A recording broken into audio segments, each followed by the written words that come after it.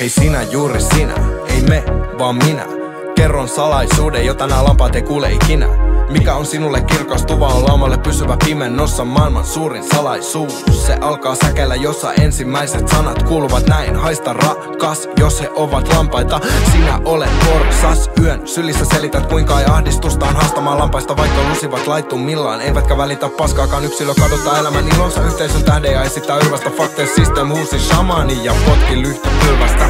Yksi muistuttaa toistaan ja se on sinusta tyhmää. He eivät pelkää olla yksilöitä, sinä pelkäät kuulua ryhmään. Maailma on paha paikka, siksi imit kuivi limen. Maailma on paha paikka, siksi näpistit sytyttimen. Tsekaa maailman kuva, jos tää tulee sulle uutena. Maailmaa ei voi käsitellä kokonaisuutena.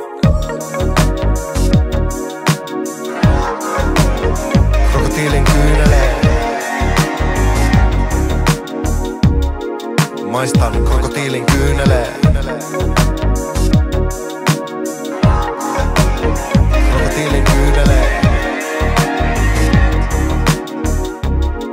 Maistan krokotiilin kyyneleen. Elämän kaos vyöryy miljoonan hevon vitun suuntaan. Yökerhon kulman takana väärä profeetta soittaa suutaan, vaikkei ymmärrä oikein itsekään. Krokotiilin kyynelten lävitse ihailee autojen ikkunoista lähinnä itseään. Ajatukset paranee ja ajattelija taantuu. 2000-luvun onnettomuus on se, että joku loukkaantuu. Minun ei tarvitse ymmärtää, se johtuu kivusta. Sinä et saa puhua ja vain minä saan puhua minusta. Yöjuoksia, harteilla tummat hepenet. Olen siipeen ammuttu tuuttis. Sulkekaa internet, iso ajatus, lapsi ajatukset ovat leluja. Hedonistinen elämäntapa ei kaipaa perusteluja.